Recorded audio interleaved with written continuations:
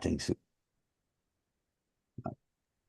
Hello and welcome everybody, and it's great to have David Richmond here talking today about walks in development, and particularly looking at the sort of the human dimension to systems thinking. It's fascinated me as an idea. Often we tend to see systems as mechanical at one level, and then we sort of suddenly realize that there are people involved in there. And then later we suddenly realize that actually we're involved in it as well. So I think David might be touching on some of those things. So welcome, and David, over to you, and thank you very much indeed. Super. Well, thank you. So everyone hopefully can see my screen share. Yeah, good. So this is the question that I've got today is kind of how can we walk alongside each other? That's my kind of big question that I want to explore. And I think I'd like to kind of kick off straight away by saying this is your session, really. I'm here particularly, I'm going to introduce a bit about what I do and why I do it, but I really want to kind of give you the opportunity to feed into this, and hopefully somewhere along the line it'll be useful to you and maybe to us collectively. So as we go through, there'll be plenty of opportunities to share things that might help. So I kind of maybe want to kind of kick off by saying, please do use the chat, which is going to be our main forum for that. And then we're going to have quite a few times as we go through it, we will stop and ask Ian to kind of review what's going on in the chat. But it'd be really helpful to me if you can just put in there anything at all that occurs to you, questions, reflections, suggestions, anything that will be useful. And we will gather and capture this at the end, and I'm quite happy to sift through that and respond to anyone who's interested and wants to follow up on this afterwards. So quite a bit, I think we'll have some thinking time, and I might even just kick off with a little bit of thinking time about give you a chance to think about what that question might mean for yourself in your practice individually and also collectively, if that makes sense. So we'll just have I'm going to shut up just for a couple of seconds or so, give you a chance to kind of ponder before I kick into the next stage, if that's okay. So please chat away, but text chat if that's okay.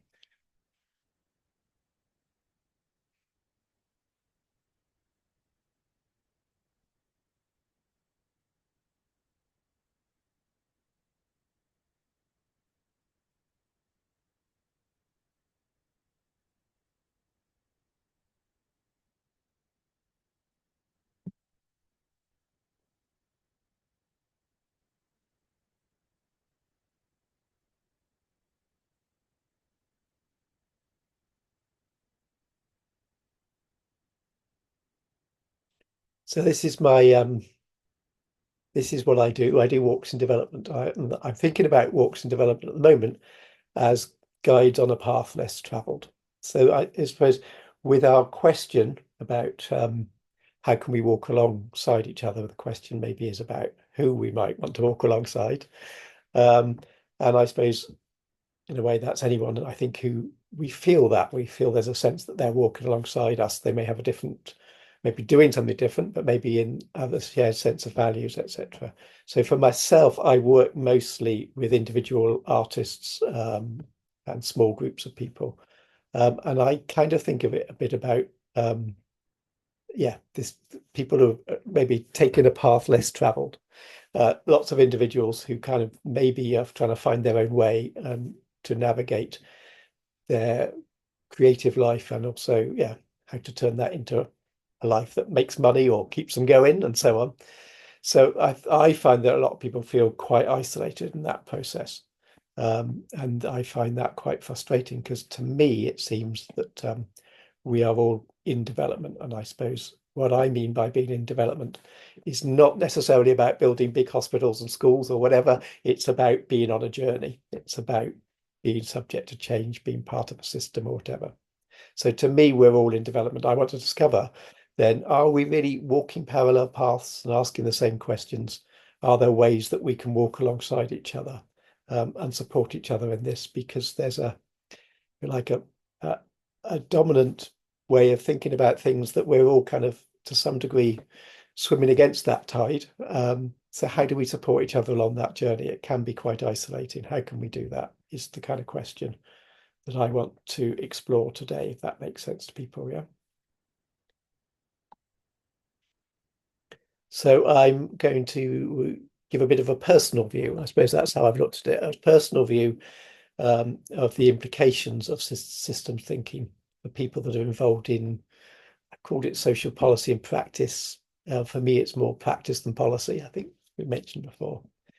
I'm going to give you a bit of an introduction to walks in development and share some suggestions of what I think might be useful from what I've learned. But I'm really keen to use and hear your suggestions. Hence the call to please use the chat, which I'm not going to look at, but Ian's going to help us with, which would be great. So here are some personal reflections on how we can walk alongside each other. And I've kicked off that first. It's a guy taking a walk. So I just want to kind of dispel any kind of thoughts you might have.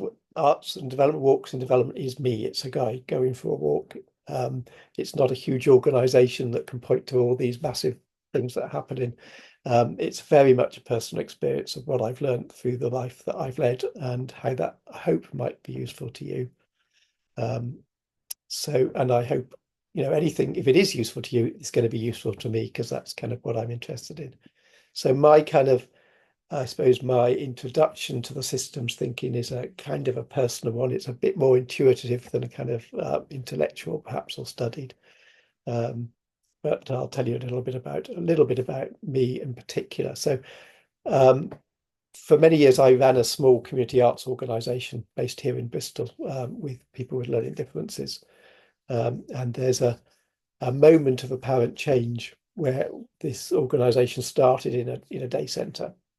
And we successfully managed to move the group of people out from that day centre where they effectively were being funded just to keep people busy and out of the way and happy or whatever, but really not part of society.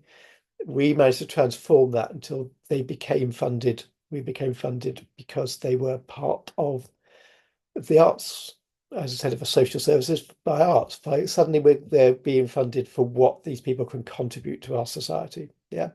So in a way, there's a massive change that's happened, which is really very exciting. But in actual practice, thinking about it, often you sometimes on the surface, that's a huge change, but how much was that a change in terms of people's lives? So it soon kind of, I mean, don't want to cry, but a lot was achieved individually and collectively in that organisation. But it also became clear to me very soon that I suppose the fundamental thing that I learned along that way is that you can't really deliver change.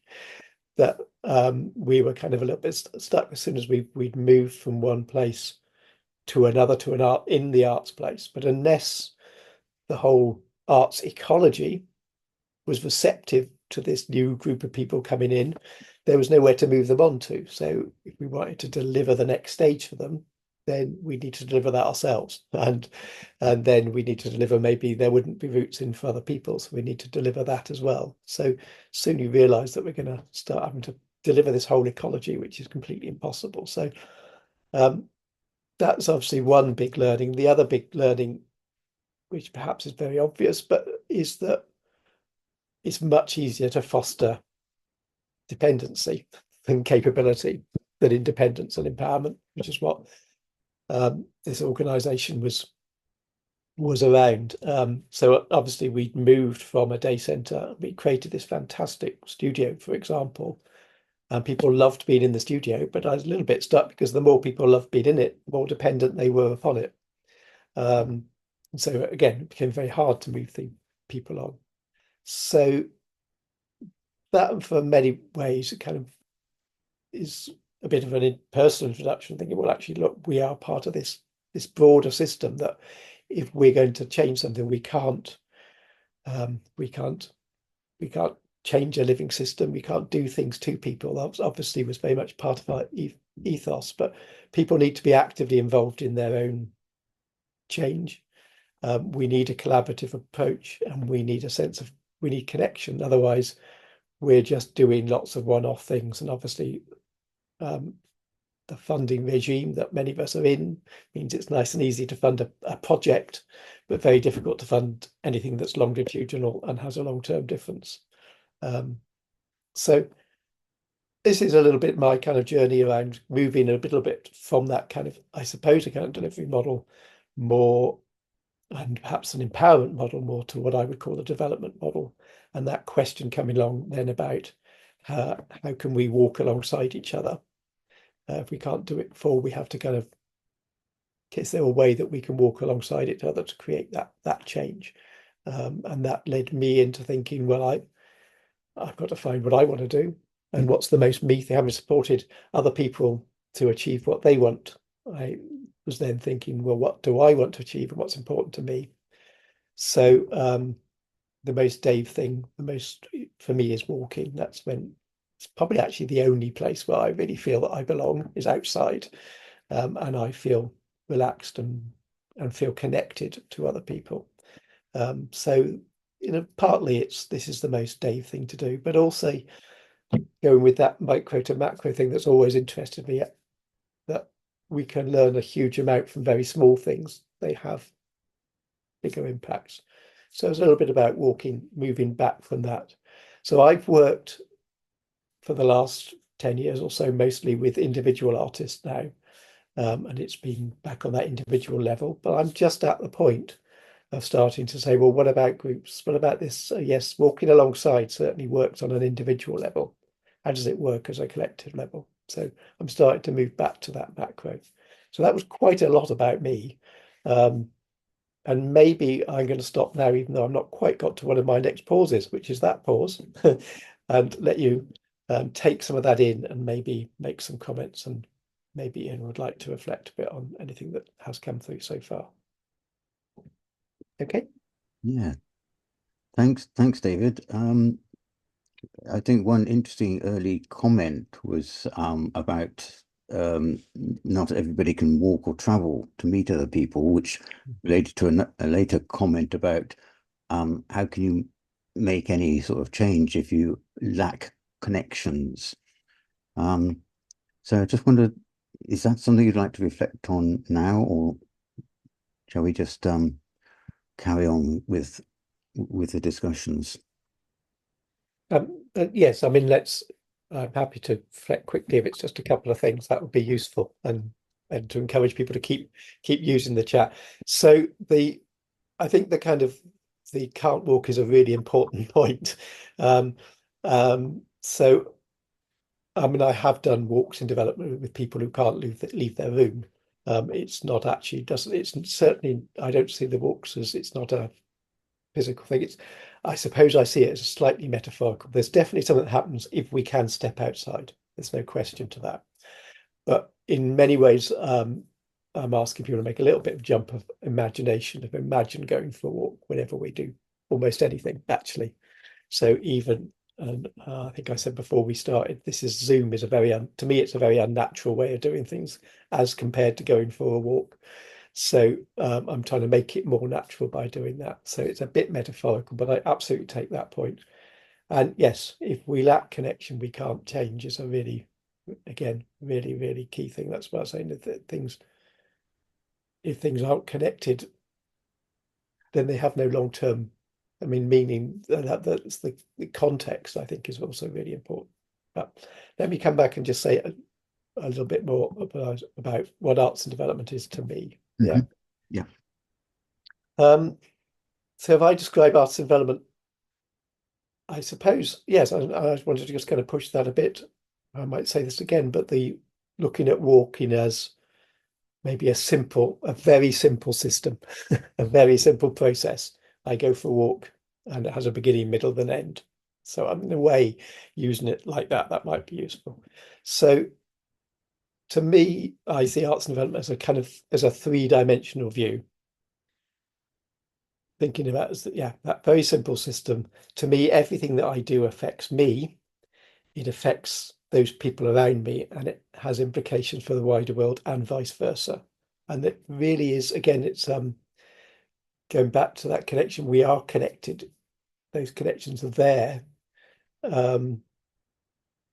So it's a bit meaningless to talk, if you like, about if personal development and organizational community development, they are the same thing. So anyway, so I very much, and you'll see as we go through that this sense of three dimensions and trying to bring three things into harmony, whether that be myself, other people of the world, whether I talk about individuals or groups and communities, that's really at the heart of what this is about, this idea of walking around, if you like, metaphorically or physically, and enabling us to notice different perspectives and trying to get um, some kind of harmony and synthesis from that process, from yeah, seeing those different perspectives, and just recognizing that complexity is inevitable, that we can't abstract out and be totally objective about something we're part of. So that's the kind of the to me that's the gist of what arts and development is about, what I'm trying to do. Um, and I'll let that screen sit there for a second. So secondly, then looking, as I said before, like so development as an ongoing journey is really key. So sorry, it's my wife coming in downstairs, distracted me. So development, seeing development as being a journey, I think that we are all creative, that we are all collaborative, and we are all connected. Um, and in some sense, what we are constantly doing from the moment we're born is we are, in a sense, that a system ourselves, processing, organizing, and responding to a constant stream of experiences and moments, as I call them. So what I'm trying to do in this walk and in also some of the physical tools that we create is trying to give people a method, a process of helping people really value what they're doing anyway. Yeah, helping people recognize that they do know their way around, actually. So it's about the key things in my work are about encouraging people to value their own experience. I think that's value human experience in particular, and the quality of life, which perhaps doesn't get as much focus as it might. So value is really important. And then it's to me, it's about navigating change and complexity. How do we do that? And then perhaps how can we organize our way forward? So there's kind of three phases to this ongoing journey that I'm exploring. Yeah.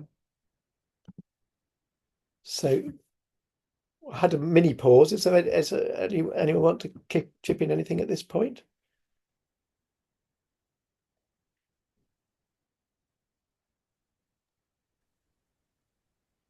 This, Or would you like me to plow on? well, there are one or two comments in here. Some very practical ones. Do you record or take notes during your walks, or do you just have a great memory? It's an interesting idea. Yeah. Um,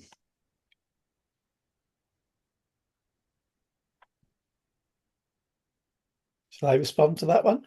yeah. Why not? Yeah, just a practical note. Yeah, yes, because it's anything I can do that helps people get a Yeah. picture of what goes on. So, but yes, when I walk with people, that's exactly what I'd do. I might just take my phone. Um, what I quite often do, and you'll see this as we go through, is I quite often will take a photograph of a moment when we were there. We go for a walk because a lot of it is about feelings more than necessarily being articulated. Something occurs to us. It's a sense rather than a fully formed idea. So quite often I will just take a picture of where we were when something happened. Yeah. Um, and then we can use that again. And when I'm walking alone, I use that a lot. I collect all these moments that occurred and then I will then process them later. Um, but in a joint thing, what I tend to do is we walk through phases, as I'll explain in a minute, and make some notes as we go along, but I try and avoid it being a kind of walk and talk. So it's a bit more personal, it's more silence. And then I will share a bit and record at the end of each phase. So I'll explain a bit of that as we go through now. Right. Yeah. David, one thought was occurring to me that you talked earlier about three phases. It Mm. starts the walk, the middle of the walk, and coming back. Do you actually see that as an analogy for the interaction with somebody that you are going out and returning to where they were? Yes, yes. Let me yes, let me Right. kick on. I think yes, absolutely. It is. It's. I mean, it's. I started thinking of this, I suppose, in a way that I might structure a workshop or a presentation or whatever that will have this natural flow to it, beginning, middle, and end, etc. What I actually find the great thing about walks is actually is more or less this is what happens. So what the great thing for me about walks is that in development is that there's very little facilitations actually required because everyone it kind of this stuff happens and I don't need to. There's a little bit about marking, marking those phases a little bit that I might do. Yeah. Um, but it's much more about being aware of what is happening than just making something happen. That's a good way Great. of about it. Yeah. Thanks. Yeah. So um, yeah. So a little bit. Well, yes, just very say quickly before we chip into the walks themselves. Going back to again that three phase. The first bit I've got is this bit about value and experience and valuing these moments. So I'm really interested in some suggestions, and you may have others about how we can share just the moments that occur to us. So there's a moment there from a walk which felt very open. And of course, just as we can't, nothing changes unless there's connection, nothing changes unless we're open. And that's is perhaps um, one of the biggest challenges is how to encourage people, how to share something in its early stages. We're open, we're not sure what it is, when we how to actually articulate and to feel comfortable with being in development. Because I know if I go into a room, if I was sitting there, if I was on this network sitting the other side of it in a sense, and I thought they might ask me what I'm going to do in a minute, I'm going to have to explain. I might be lacking my brains to justify who I am and what I do and try and give a definitive answer rather than a flow, for example. Anyway, there are a few examples there, a little bit about ways that we might do that. Um, and one of those is building a library of moments. So this picture there is part of that process. I've collected, if you like, a library of moments from all the walks that I do, and I've reflected on them and seen how they feed into that general kind of creative development process and use that to help provide a bit of a structure to what we do. So I'll kick on and talk about the walking then bit.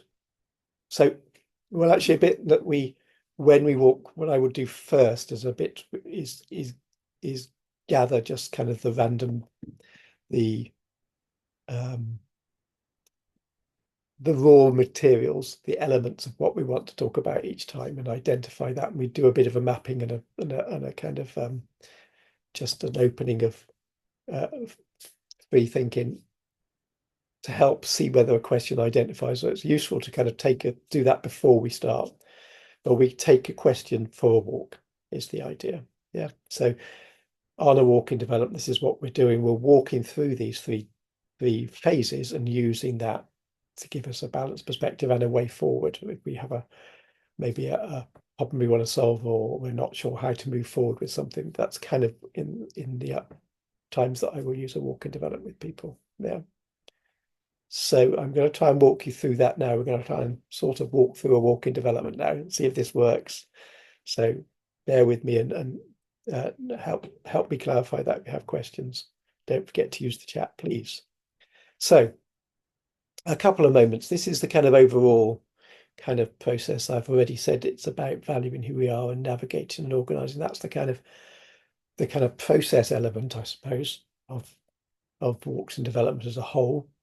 Um, and then what, if we like the kind of product, what might come out of that is the things that we want to research, um, our practice, what we're physically doing, and how we're going to move forward. So we're going to look at that as well.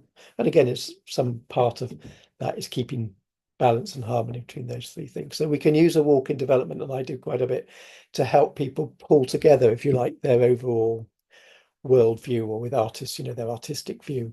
What's artists that I work with tend to have kind of lots of ideas all over the place, and I use a walk and development part of that process to help pull that together and see what's the common thread that's pulling all of that. What is it that's actually really motivating us, and where do all these different ideas fit together? So this is kind of the overall kind of aim, perhaps, of the walking development.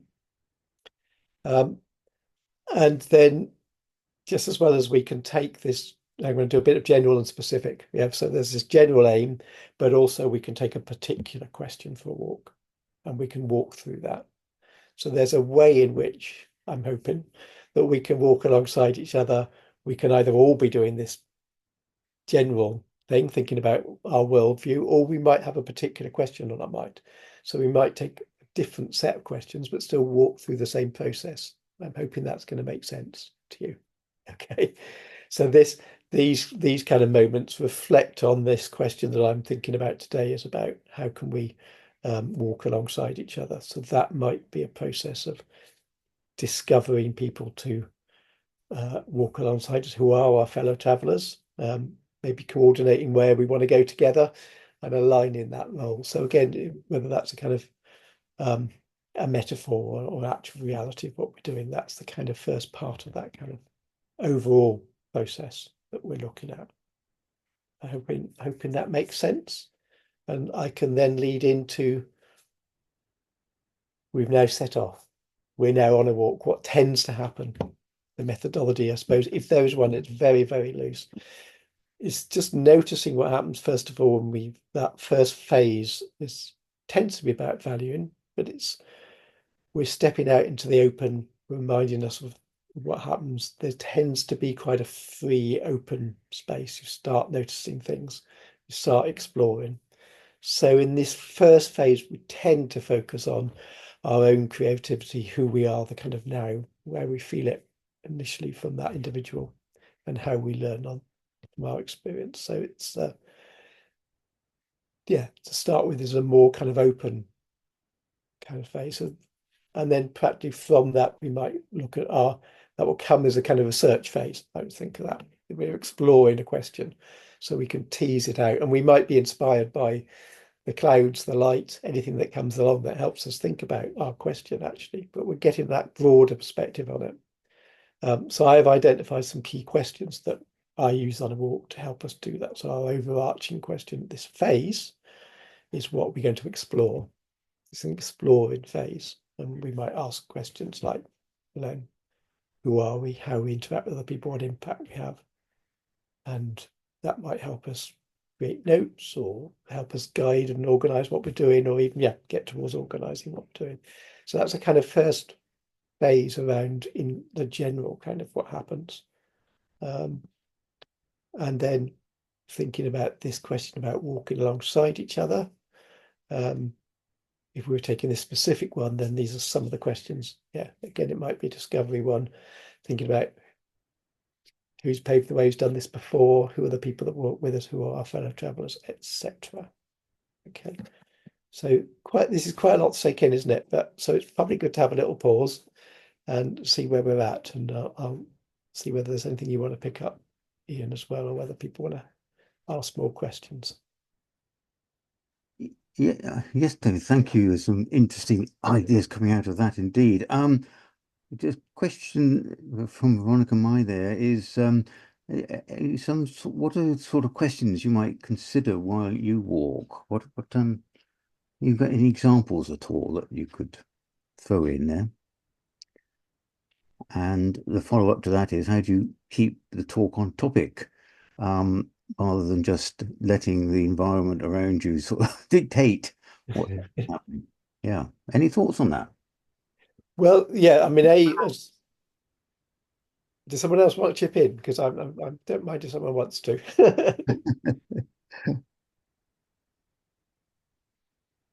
Yeah, okay, I'll come back. I can't see faces. I've got my screen done funny, but the yeah, there are specific questions. I think, as you'll see, that I've just identified some just here, for example. So I do think about key questions as we go along. I'm very interested if you like, these are kind of a bit of the raw materials. We're looking at questions and suggestions and reflections. And how we keep on track is usually the person wants to, I suppose. And that's partly allowing the process to do that. it's kind of, I suppose, as I'm walking alongside, it's fairly intuitive about that because particularly, I mean, at the early stage, then we are quite likely to be influenced by all these different things, and we're still gathering these different influences. We need to be open to new perspectives.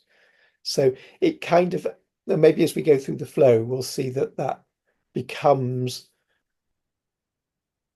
um, kind of there's a kind of natural structure to a walk that we kind of, I suppose I'm going to say that now and carry on to say that to start with, we're very open, but what tends to happen after a while is that we start to get a bit frustrated with that. We start, oh yeah, but I got this question I want to sort now. So that was lovely. And yes, that was really helpful. But now I'm going to need to bring it back in. So I suppose there's a bit about me needing to do that and facilitating that. But also it tends to happen anyway, I suppose is perhaps the answer to that question. Um, we, as the kind of a natural point in a walk when we start to say, no, hang on a minute, I want to get this sorted. What is it I'm trying to do? Um, so, and then if it's maybe a personal question, we start with this is how I feel about it, but then we start bringing in other perspectives on it and thinking about other people and that, and we get a bit more practical and examples and so on. So that's this second phase when we are is probably the bit where we can get into the meat of it. It is where we're dealing with that complexity. It is we're trying to navigate a way through this and start to find a way forward. So there we've got these phases around expression and connecting and things. And the sort of questions then that I'm going to bring in to answer that question again before is, again, around it will be kind of what we're going to do about it. So we might then think about that again. I suppose there are kind of walks within walks, if you like, because you can see the colours there are important. There's kind of a phase within a phase. So that's what, okay, so what's my approach to this? And then who are we walking with? What are we working on? It kind of, again, that kind of, it kind of nestled approach. Mhm. So we'll go through that kind of second phase. So then we're thinking about our approach, the network that we're developing, what kind of program, if we're doing the kind of general and looking at this more specific question, then we might be then thinking about how can we bring out the best in each other and what calls to us, what are the kind of routes, how do we coordinate with other people what we're doing, if that makes sense. Right. A good point for a pause and anything else to feed and question and ask. Yes, would anybody like to sort of chip in at this point? Sebastian, you've been putting some interesting questions in there.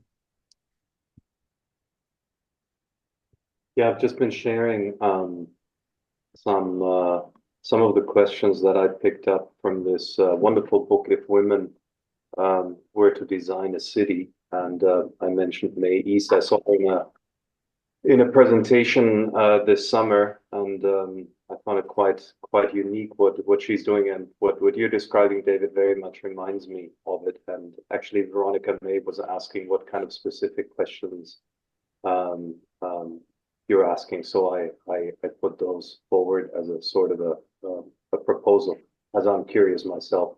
So thank you very much, David. Brilliant. Thank you. Super. Thank you, Sebastian. Yeah.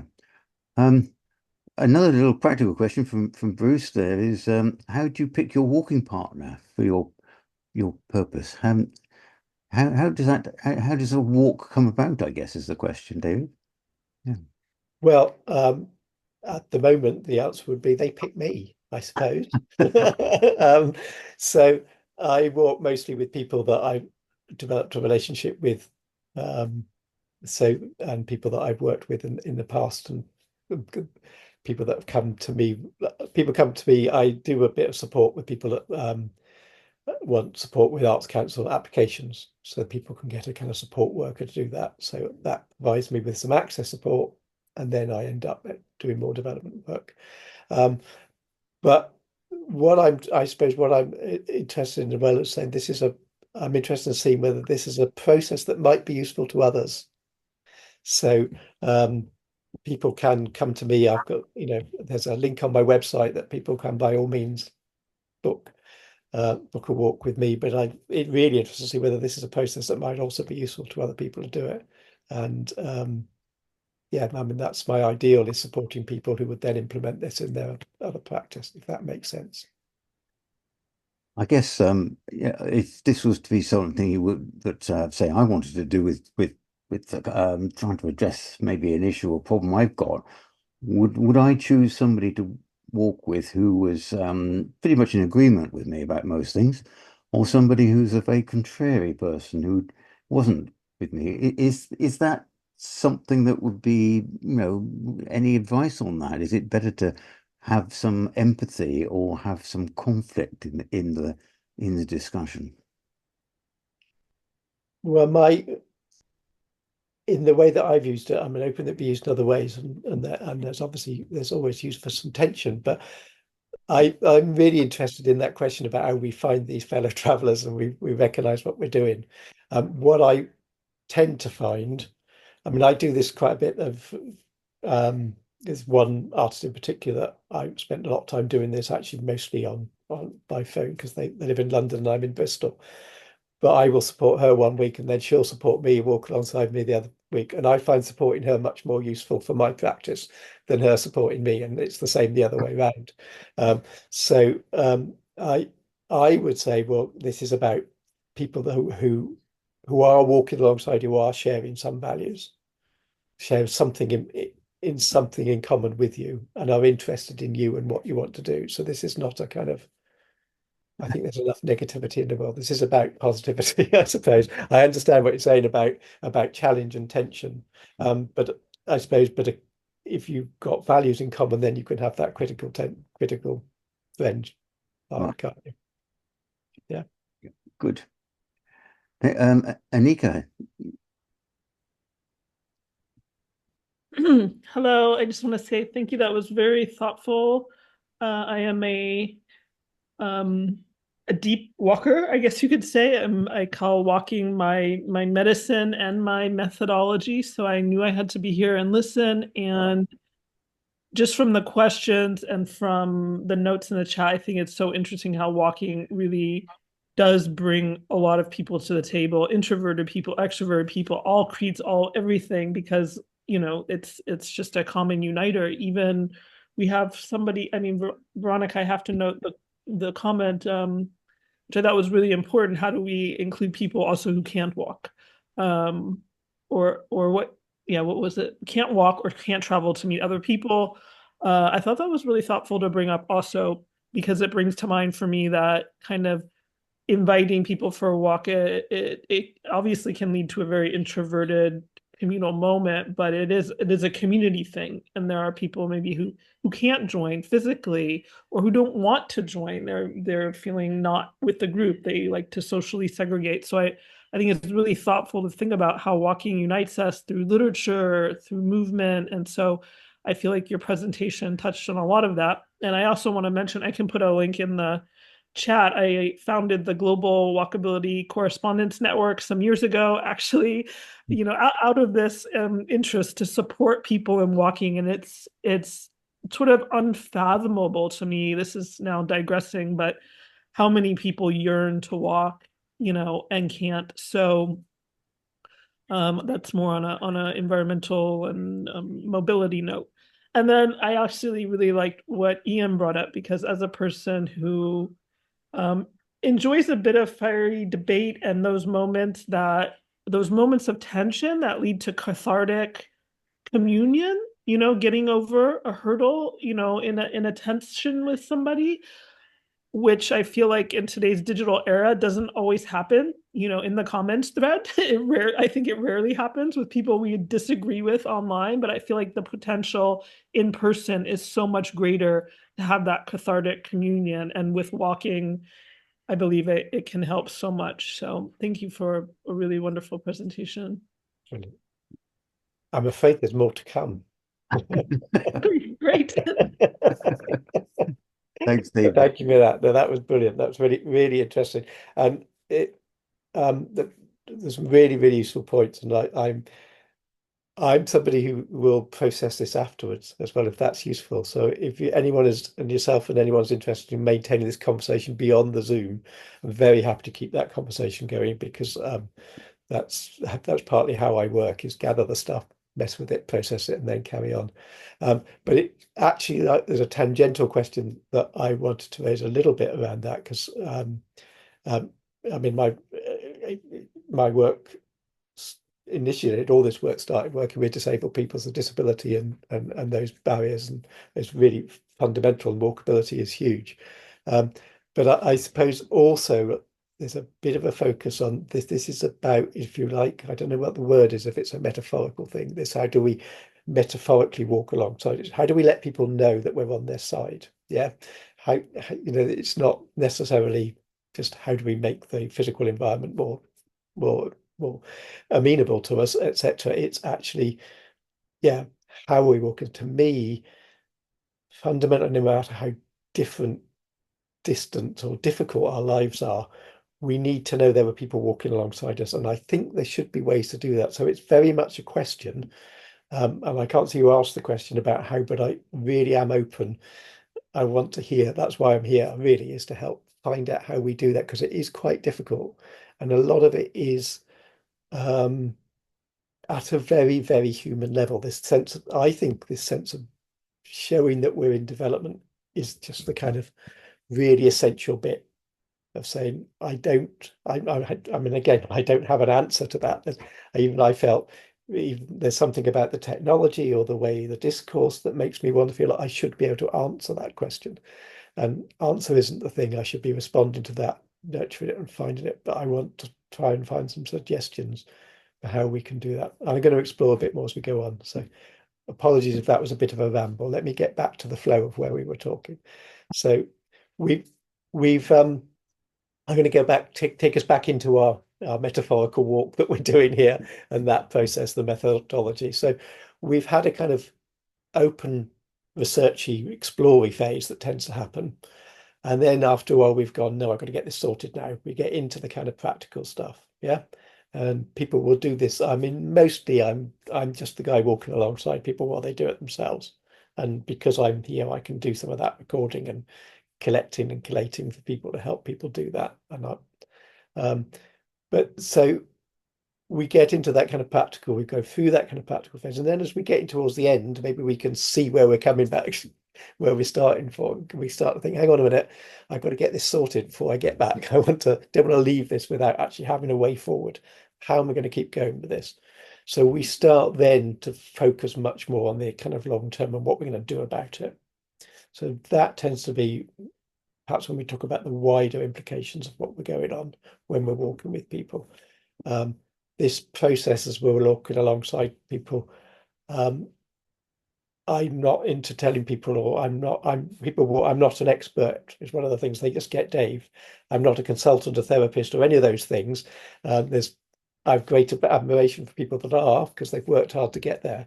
When they walk with me, they walk with Dave, just a guy going for a walk. But so don't feel in a position to advise, but I can suggest. I think I can help clarify, and asking questions to help clarify how people might want to move forward. And we can make some suggestions that they may then choose to act on. So this is kind of this third kind of final phase as we get through. I hope this is making sense to you.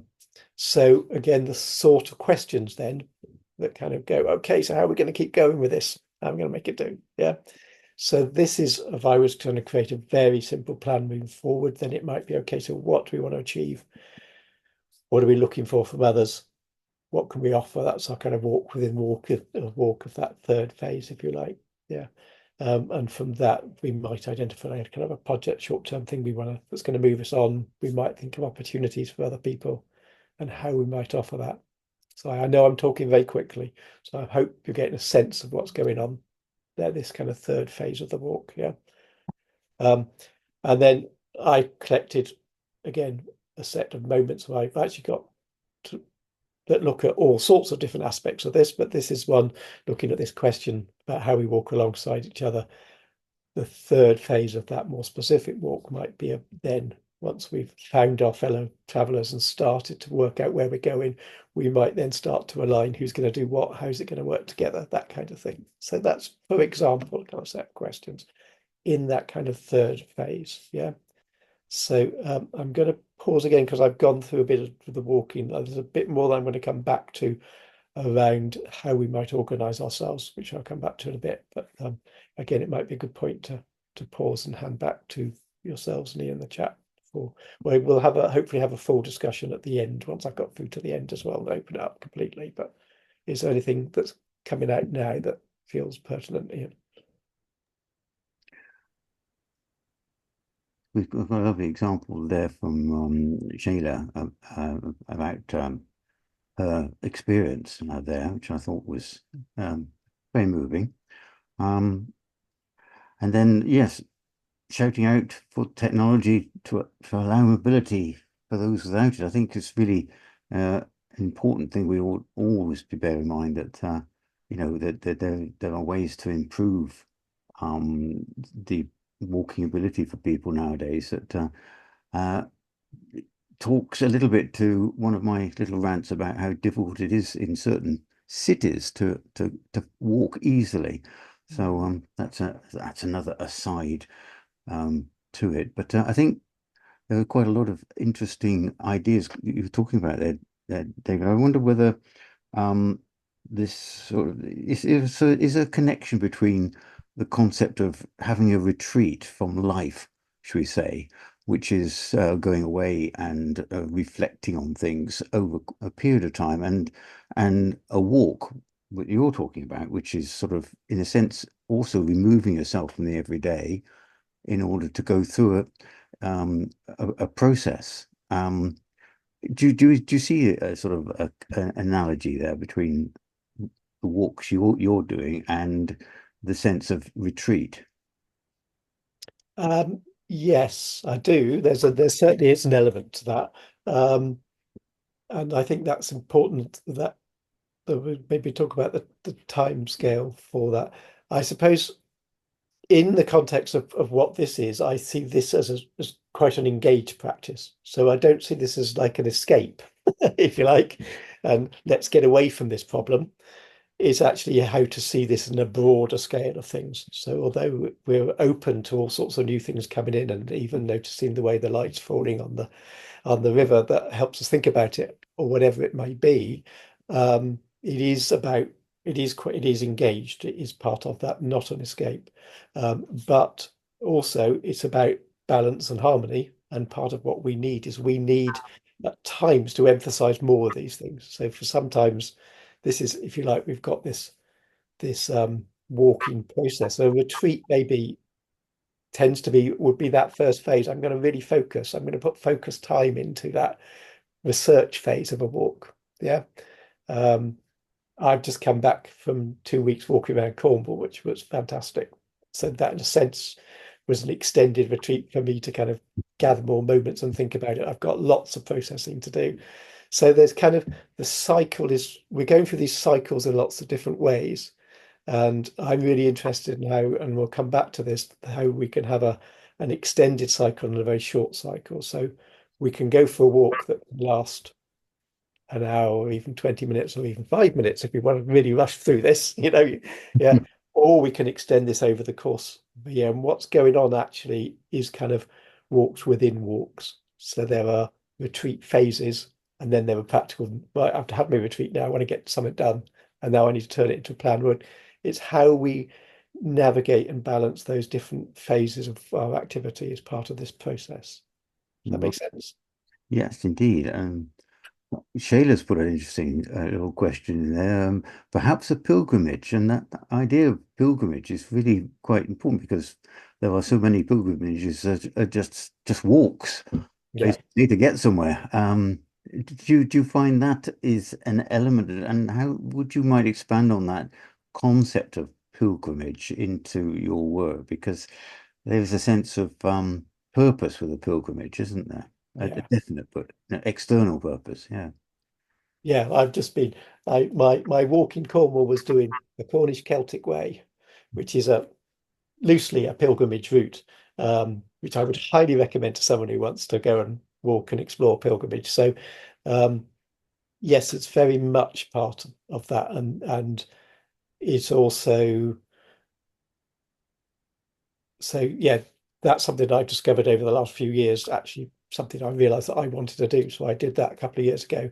And that's a lot of the moments that you see that we've been seeing in this presentation will have come from me doing that a couple of years ago. And I've just rewalked that and have a lot to process and make sense of. And in a way, yes, that this is about an everyday pilgrimage as well. It's about how do we bring that kind of sense that might happen onto that into our everyday thing. And I mean, I've got a lot, as I say, to process from that. But one of those things is thinking that I walked, that was I walked for about 12 days around Cornwall, that walk. So it's kind of one long extended walk, Mm. of which there are daily walks within that. Within each walk, there are phases within each walk. So I really got this kind of, I don't know what they call them, the Russian doll kind of things, of these cycles within cycles within cycles, and that's, which is, I suppose, probably quite a lot of what systems thinking is perhaps about at some level as well. That was one of the things that was really interesting. So it really does help to do this long extended walk as part of that. But as I say, it takes me quite a long time, and will take me quite a long time to process that fully. But I'm very happy to come back and share what I've learned, if that's useful to people when I had a chance to do that. Yeah. Should I kick on a little bit more? Because I'd like to give some time for open discussion as well, if that's possible. Yeah, sure. Please do, unless somebody's got a burning question. But otherwise, please carry on, David. It's fascinating. Super. Okay, so right, finishing our walk is there's a kind of at the end of a walk. So we've had our kind of exploring phase, our practical phase, our getting things done phase. When we get to, I don't know, walking back to the car or the place, there'll be a bit like, I need to know my next steps. So there's a point of summarizing what we've learned and identifying the next step. So that happens, kind of tends to happen quite naturally, just by being a bit more conscious of that it's happening, and recording it and doing it helps. That's kind of what I do with the process, is help people be a bit more conscious about that process. And let's say we walk, so there's we can do that. We can, we can do that in lots of different ways, but I'll maybe come on to that.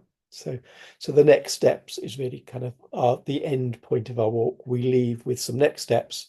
We're still on the journey. It's not all finished. Nothing's defined, but we've got a better sense of where we're going.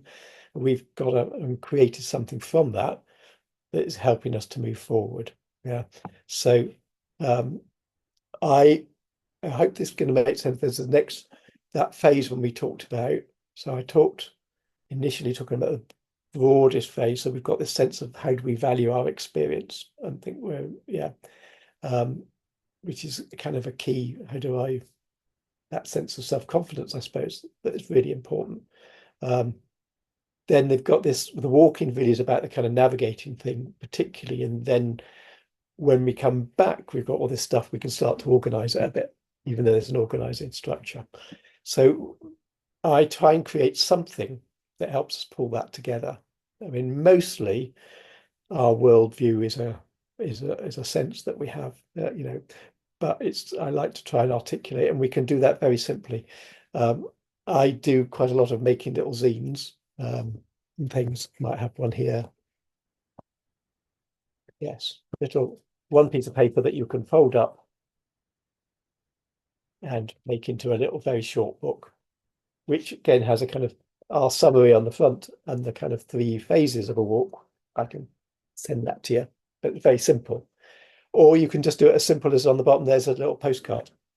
So we've created really simple summaries rather than feeling we have to create a huge book about doing it. And I hope this is going to make sense, but if this is our overarching question, kind of what's in development, or perhaps who do we want to be, how are we going to move forward? We've got our key question: what to explore, what will we do, how will we keep going?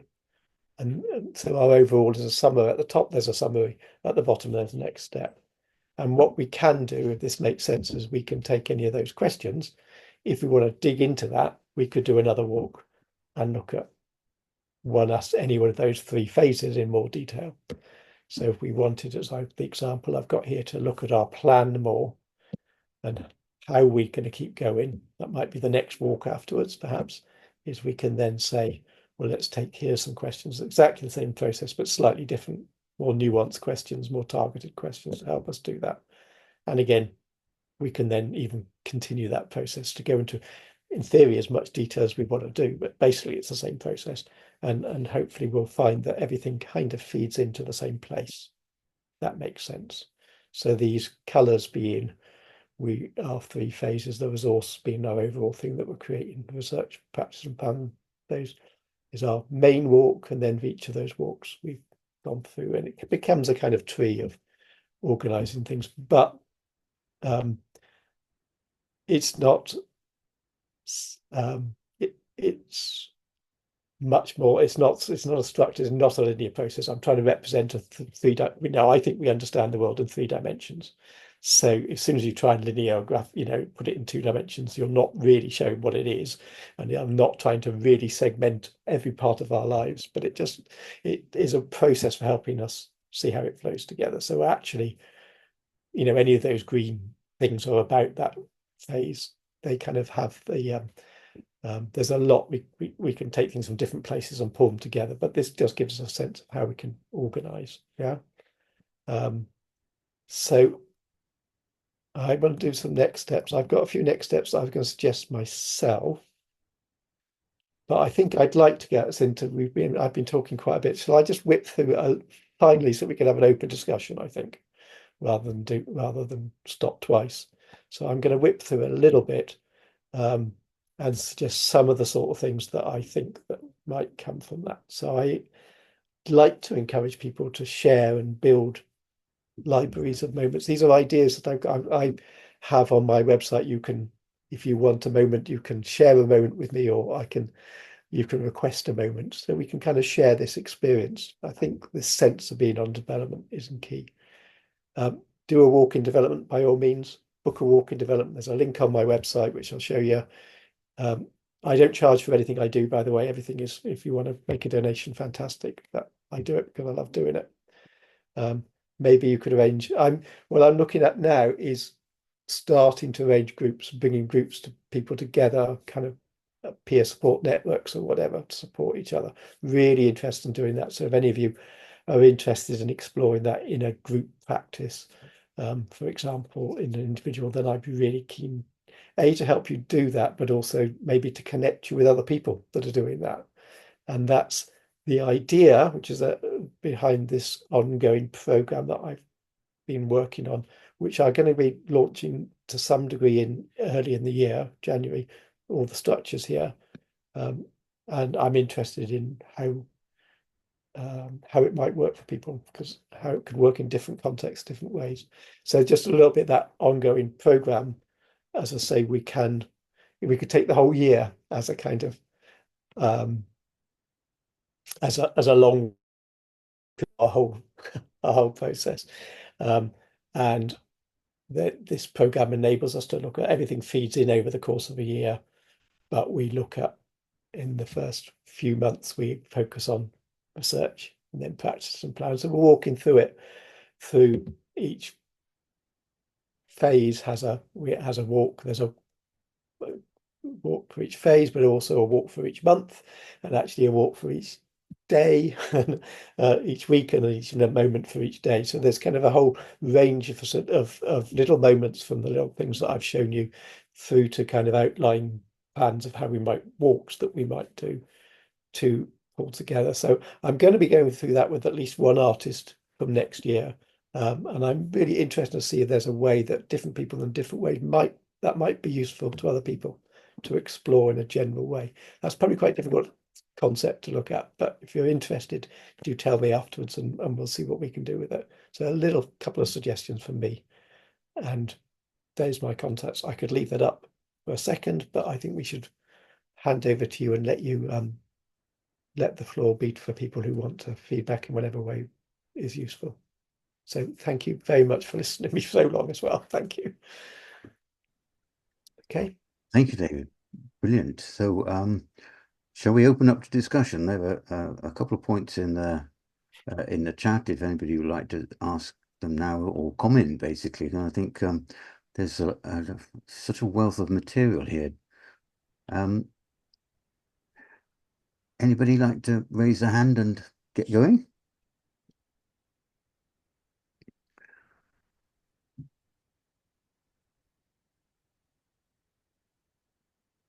Yeah, I think actually I'll ask this. I think Andy said he's had to go, but he's saying he's interested in how you allow the pace and length of the walk to dictate the process, or do you allow it to stall at a particular phase as required and then pick it up again on a future walk? Is there some sense that the walk thing has to be a complete in one go, or is it something you can sort of do a little bit of exploration and then come back later to? How does that work, David? Well, I mean, I suppose the basic concept is that we're all in development all our lives. So this is what we're doing all the time.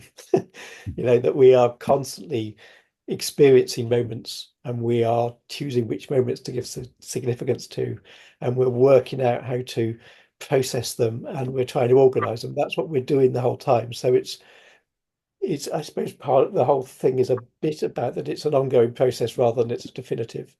So yes, at some points you I mean that was that idea again. The program thing is, yes, we could work through it in a fairly methodical way, but also it's not a linear process. So the idea, this is what I'm trying to explore, I suppose, is this idea that we're all doing some version of this, and that there may be ways at which our parallel paths cross and come together, and we can find ways where we're in a shared space to do that, and find a shared process and recognize that process that we're doing. So yeah, in a way where we can focus, we can come together. That's the idea of party of groups, is we might come together and explore whatever we want to do and then take it for a walk in some way and bring it back.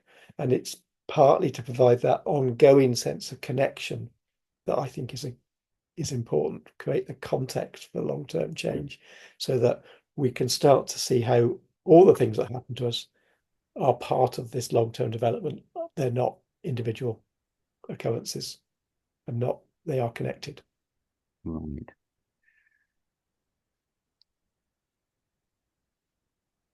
Right. So we got Veronica May asked a question here in the chat. Do you deal with personal family problems or community problems or national problems or global problems? So what's the scale of your problems that you work with, David?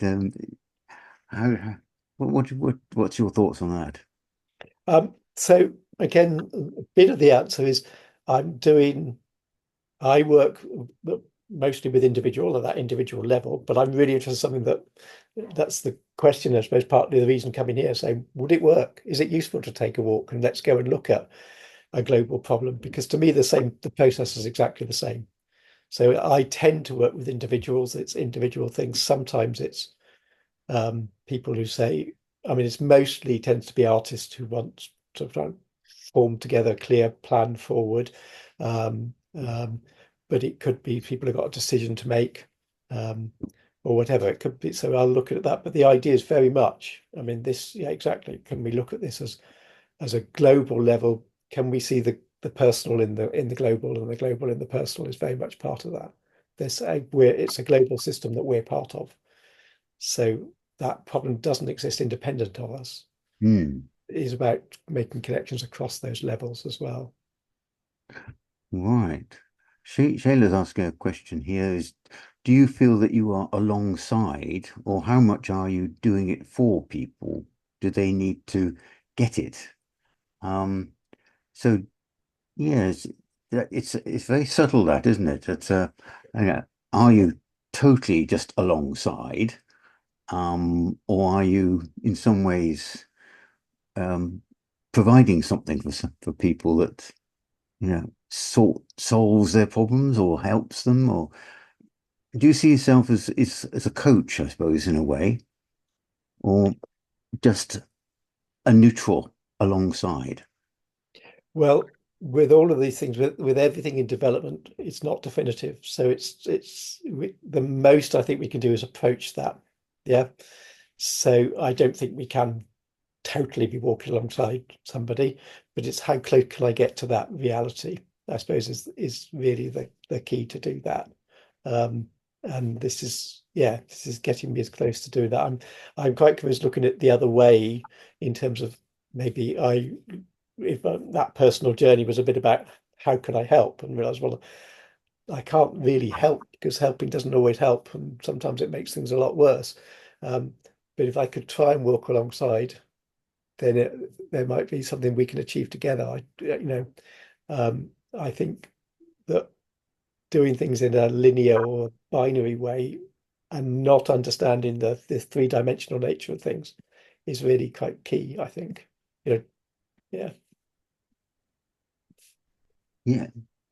So, in a way, that leads on to a thought that I was having around the fact that you work a lot with artists, um, and one thinks as artists as being creatives. Um, so, is the focus that you have with them is it on what they can produce?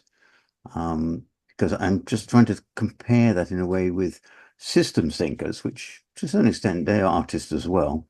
Um, and we sort of explore, and then we move into a sort of a production phase of trying to sort of create something or design intervention or whatever it might be.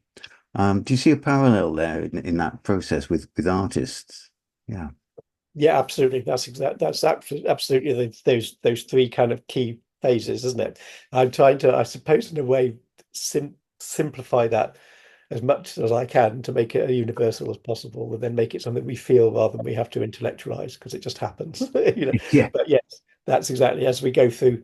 I mean, this year-long program would be very much about that. Sort of be a 4-month research phase followed by a 4 months doing phase, but a 4-month bringing out into the world phase, and it will of course be cyclical. And to some degree, you're doing bits. You're not doing it in a linear way either. It's more like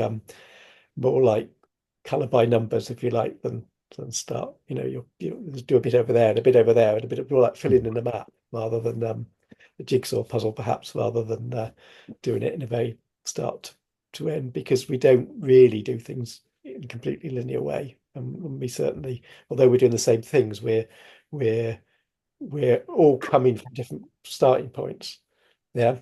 And there's so much now that differentiates us. I'm really interested in what it is we have in common and how we can bring that together. Great. Thank you, Dave. Anika, yeah. Okay, hello.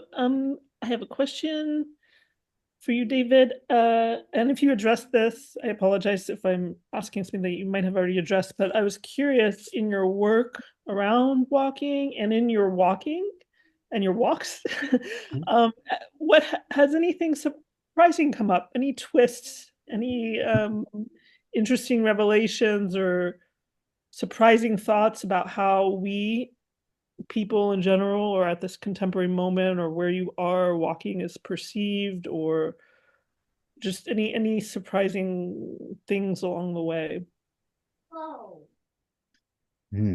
I'm not sure this is going to answer your question, but let me have a go, because there's surprises all the time, and that's the joy of it. And a lot of the joys in the process, I suppose, is just how easy how natural it is, yeah, and how less I feel that I'm having to structure and facilitate because it kind of happens. So that's on one level. There's that, and there are lovely. The kind of surprises kind of aren't surprises in a way afterwards. I think I might have mentioned before, but one of my key moments, someone said, "Can I make a decision?" And we walked through this. As we walk through it, you can see them talking that research phase almost. They're talking, I'm worried about what X will think and what Y will think, and all these kind of concerns they had kind of all tied up to do with that decision. And you could, as you walk, you could feel them kind of dropping off one by one. it's like you take that out in the cold air and you look at it and you say, well, actually, no, that isn't a problem. Throw that one away. Do you know what I mean? This problem, oh, no, that one doesn't work when you look at it in the broadest perspective. So that person then saying to me, they come through, we're getting to the phase, and I'll say, okay, so we're get to this phase now. Should we talk about the meeting, what this decision is you've got to make? And they just looked at me and said, well, I'm going to do it, Dave, because that's who I am. But you knew that, didn't you? And it's kind of, they knew that, but you kind of had to go through the process to know it. So that and the other side to that is still how difficult it is to be in development and to share in development, and how much pressure there is to be finished and competitive and organized. And I could talk a lot about how, although our practice might be very creative and collaborative, we still get sucked into thinking we have to compete in the market and be better than other people. So it's how difficult collaboration is a real key question, and another reason for coming to you guys. I don't think that answered your question, but maybe it got close to it.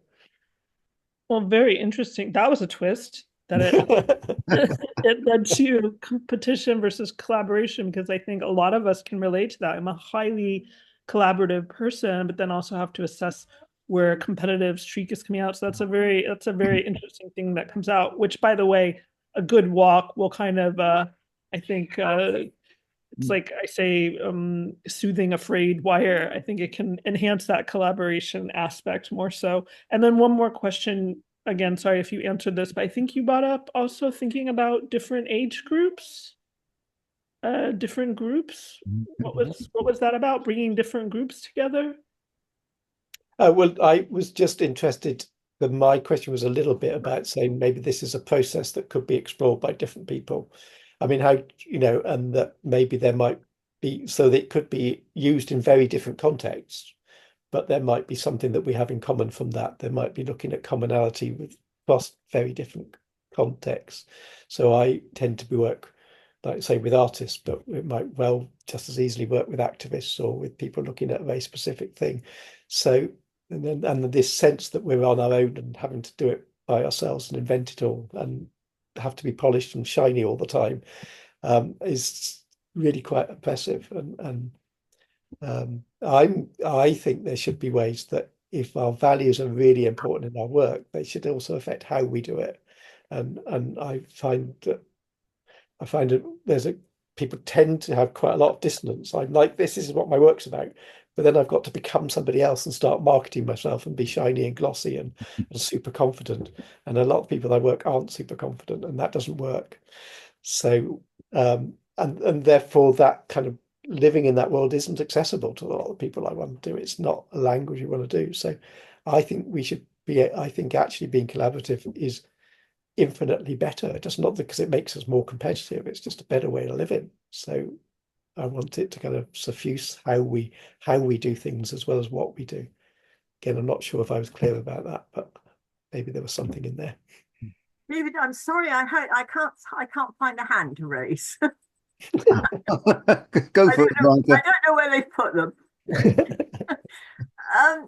I'm curious because artists of all types, I mean, not we all tend to think of painters as artists, but there are so many others.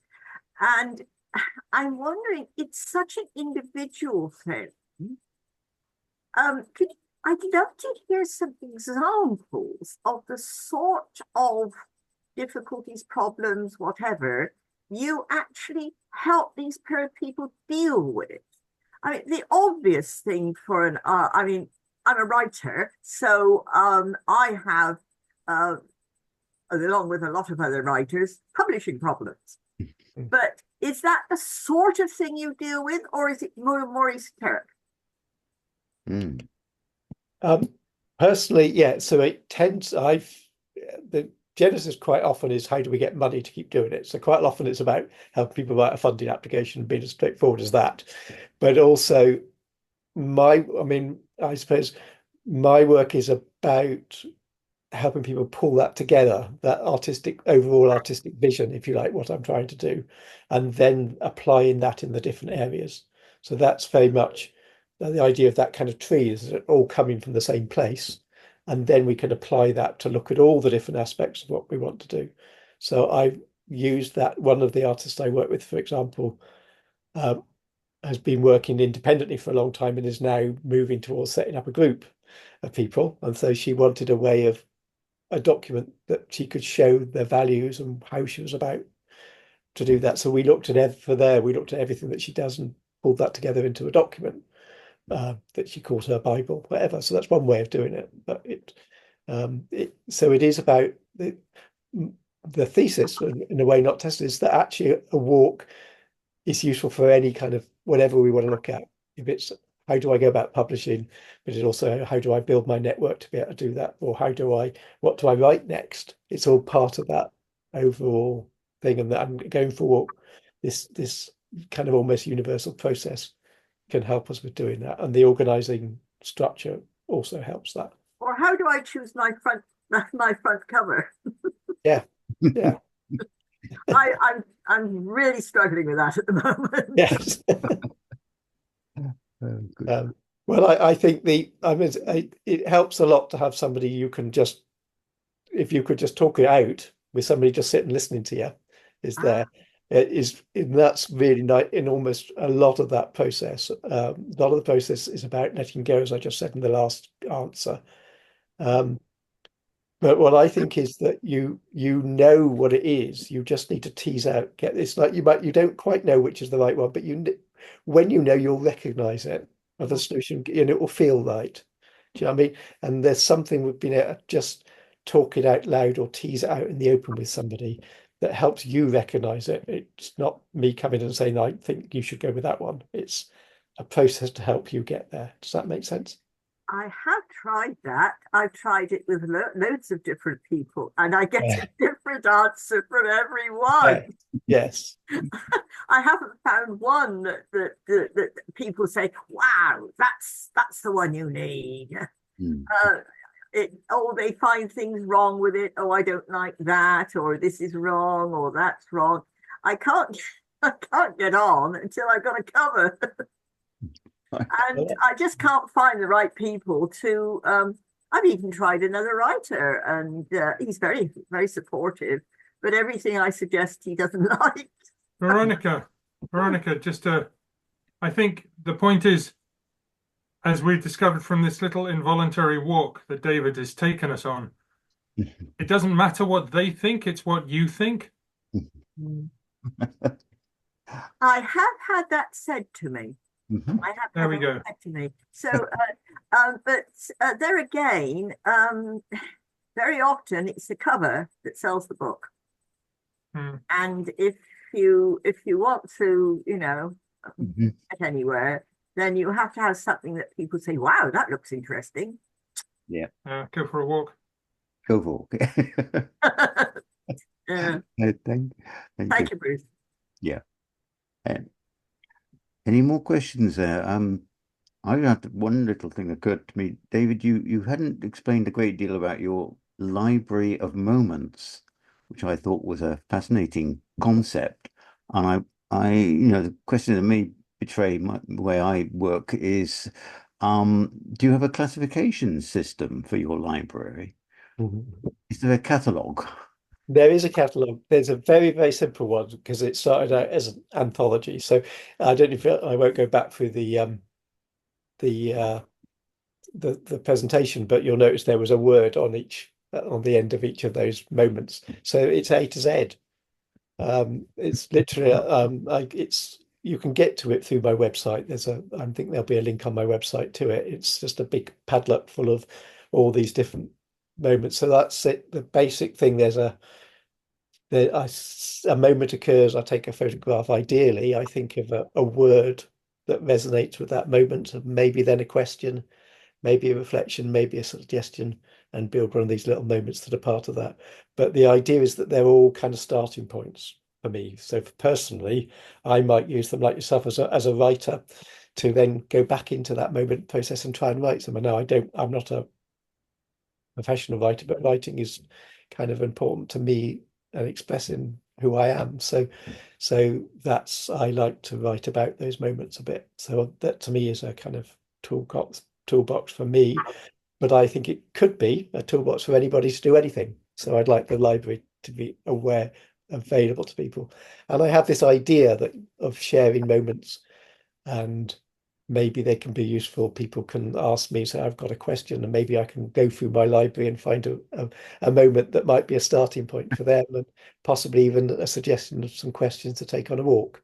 So, and that maybe people also want to share those moments, because I mean, also part of that is, I mean, Kev, I've gone on a lot over time, but moments are really, really key to who we are as people. They're how we make sense of the world, but they're also kind of how they're also the outcome. They're the joy of what we do. Is so yeah. So, and I think they're a really key thing of this sense that we're in development. There's a moment that's unfinished, that's messy, but it has a potential, and that to me might be the easiest place that we can collaborate, because we're all gathering and sharing this moment, and it just makes us more human and more, yeah. So I'm exploring that as a concept. I'd love to see libraries of moments everywhere, in the way that you have libraries of things. Borrow a moment and explore it, see, and let's all be in development, instead of having to be too shiny and clever and finished. Do you date stamp your moments so that you can go on a journey through your moments? Well, yes, I mean, that's also part of it. So again, that program that I got through, I think, works as a journal. Yes. So there's a bit that I have an ongoing journal that I will look back on them. I will collect moments each day, Yes. and I can look back at a moment from the 1st of October last year and the year before, and the year before that. And that again gives me stuff to write about or think about or whatever. So that's part of that process. And again, it's a sort of some kind of a legacy document of this is Dave and who he was and so on. So yeah, so that's a way of doing that. So that's again, so these moments could be used as a writing journal or an inspiration journal or whatever. That could be part of that kind of program too. Yeah. So you can organize in lots of different ways, but we've got these moments to do that, and it can be quite fun. Yes. Right. Well, anybody else got any comments or thoughts or questions? I think we've had a fantastic metaphorical walk, David. I think it's been wonderful. Thank you very much indeed for that. And I'm looking forward to our next walk, which maybe Katie could join us, because I think Katie's very good at organising walks for us. So that would be really nice to do. We need to get a nice sunny day and a nice area to go in, but that'd be brilliant. So there's the challenge, Katie. Organise another walk for us. Yeah. Yeah, perhaps David can help us use this methodology and Yeah. way of walking. Yeah, that'd be fun. Yeah, I was definitely up for that. It'd be great fun. So yes, yeah, very happy to walk alongside anyone who wants to walk. That'd be great. Yeah. Schumacher group walk. That would be great. Yes. Yeah. Well, David, any last comments yourself? Or Well, just a big thank you to everyone, really. It's fascinating. I'm looking forward to looking through the chat and stuff. I've put my email there if anyone wants to contact me. Like I say, sometimes it takes me time to process, but I'm a slow guy, and I'm part of this process is about taking time. So if something occurs to you in 3 days' time and you want to get in touch, do get in touch, and we'll try and find a way that we can connect. So just many thanks, because it's been really useful to me, and I hope this is part of an ongoing discussion where we keep being in development and walking alongside each other, and Great. look to see what comes of it. Thank you. Thank you, David. Absolutely brilliant. Thank you, everybody, and look forward to seeing you all again soon. Thank you. Great. Thank you. Thanks a lot. Cheers, everybody. Bye. See Katie soon. Yeah.